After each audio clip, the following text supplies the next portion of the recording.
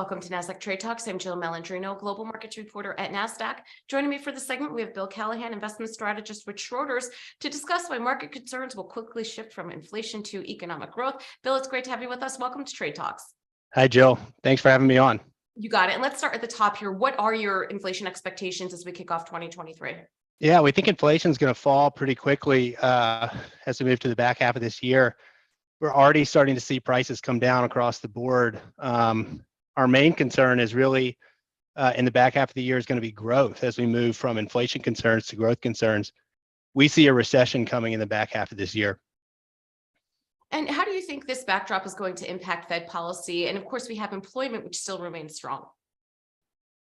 Yeah, I mean, the main concern is that the Fed seems to be looking in the rearview mirror. So, we saw in 2020 that Fed policy really comes in with about a 12 to 18 month lag. And so we have to remember that the Fed just started tightening early in 2020. So we're, maybe 10 months into this. We really haven't seen the full impact of Fed tightening. And the Fed doesn't seem to be concerned by the fact that there is a lag of their tightening, that we haven't seen it show up in the real economy. They're looking at live data when they should be looking at forward-looking data, or maybe even slowing down and thinking about maybe we see what the impact of our really fast rate hiking cycle is and our QT program is before we continue to hike. But they don't seem concerned by that at all. Instead, they're it seems almost more politically motivated in the sense that, there's an outcry to do something now to bring inflation down. And of course, by the time they realize that inflation's coming down really quickly, they may have over-tightened, and we may have stayed tight for too long. And we're going to be in a situation where they have to come back in and actually cut rates to support growth in the back half of this year. I don't know that they're going to cut rates, but that might be the appropriate policy at that time. Yeah, I would be surprised if they made that quick of a pivot, but anything can happen with the speed that we've seen with the rise in rates. To your point, let's switch gears from macro and talk fundamentals for a moment. What does the higher cost of money and a weaker economy mean for earnings and investors, especially for those companies that depend on the capital markets to fund operations and expansion? Yeah, you hit the nail on the head. I mean, those are the companies that are going to be in real trouble. We just came through an era of, really all of post-GFC free money, but it sort of peaked with the extravaganza post-COVID when we had, fiscal policy and monetary policy expanding super fast, and all of the most speculative investments took off. And now we're on the other side of that. So now, we've clearly seen a shift by investors of preferring companies that have better balance sheets, have real sales, real earnings, not companies whose promise earnings far off in the future, but companies that have earnings now. And that's a shift towards value. That's a shift towards quality. It's also a shift towards some of the old sectors of the economy. We're no longer living in an era where, tech, media, and telecom are the only darlings. Clearly last year we saw energy, materials, industrials, and at some point we even think financials can start to outperform globally. And so we're sort of moving from an era, the change in rates and the change in free money has definitely shifted investor preference. And that happened. We saw it in 2022. I think we've been trained so long to wait for a snapback to where tech becomes the darling again, or consumer becomes the darling again. But these shifts take a long time. And I think we're going to continue to see what played out in 2022 play out in 2023 in terms of asset preferences.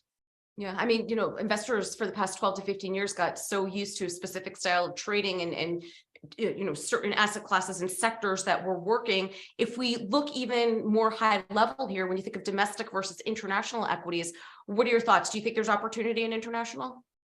Absolutely. I mean, I think what's really gone unnoticed in a lot of the big macro notes that I've seen is that international outperformed the US last year by more than 5%.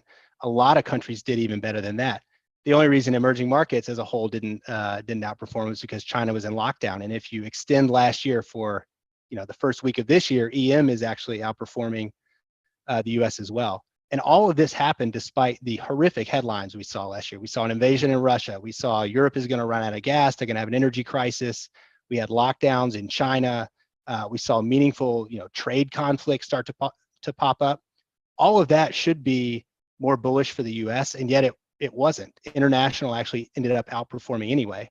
So in our view, that says that clearly, again, the market's preference for, big growthy assets, which the US has plenty of and attracted lots of global capital over the past decade, is clearly shifting. What international has is tons of, what we would call value companies, quality value companies, big staples companies, energy, materials, industrials. These have been out of favor for a decade. And our view is we've undergone a shift now where we went from an era of abundance and low inflation, and the Fed and central banks really could do whatever they wanted to swoop into. There's going to be this constant underlying inflation, and the Fed and central banks can tamp it down in the short run, but as soon as they try to cut to support growth, inflation is going to come back. And that sort of backdrop, that cat and mouse games between central banks and inflation supports more, value assets, companies that have current earnings, asset heavy businesses. That's what we expect to outperform. And if you look at the benchmarks, international is stuffed full of those types of companies. And Bill, you had mentioned energy prices. Let's talk about commodities more holistically. Do you think they'll remain elevated due to supply chain issues? We still have to work through that. And, if we get a slowdown in the economy and if commodity prices have to get passed down to the consumer, that's also, another hit the consumer is going to take. So what are your thoughts around commodity prices? Yeah, we do think commodity prices will continue to perform well. Obviously, we saw huge spikes early in 2022 following the initial conflict between Russia and Ukraine. We've clearly come off those prices, but it's really more of a supply issue than a demand issue. There simply hasn't been enough money put into the ground in a lot of these commodity complexes over the past decade. The companies that are operating there had horrible returns. So energy companies did not put money into the ground. Traditional fossil fuel energy companies into new greenfield projects. We didn't see new mines opening. There was no money for any of that. And of course, there's other issues that prevent banks now from financing those types of projects, sort of ESG and environmentally friendly initiatives. The reality is, while in the short run, people are concerned about demand and concerned about central banks raising rates, slows the economy, hits demand. In the long run, it's really a supply issue. These are long life projects that needed to happen 3, 5, 7 years ago. They're just not going to come online. So as we deplete the assets that are in the ground in the commodity complex, whether it's base metals, whether it's energy, agriculture kind of moves to its own cycle a little bit, but all of these things create shortages. The other thing that we're going to see is this nationalism where certainty of supply is more important than price. Everybody wants to stockpile. Nobody wants to be caught without supplies of critical inputs, whether that's silica for chips, whether that's aluminum for windmills, whether that's energy, oil, coal.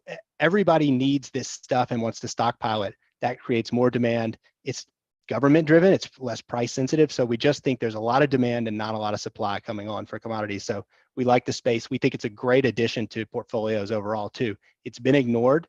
It does well with inflation and it's a great diversifier. All right, Bill, we appreciate the insight. Thanks for joining us on Trade Talks. I'm Jill Malandrino, Global Markets Reporter at Nasdaq. Thanks, Jill.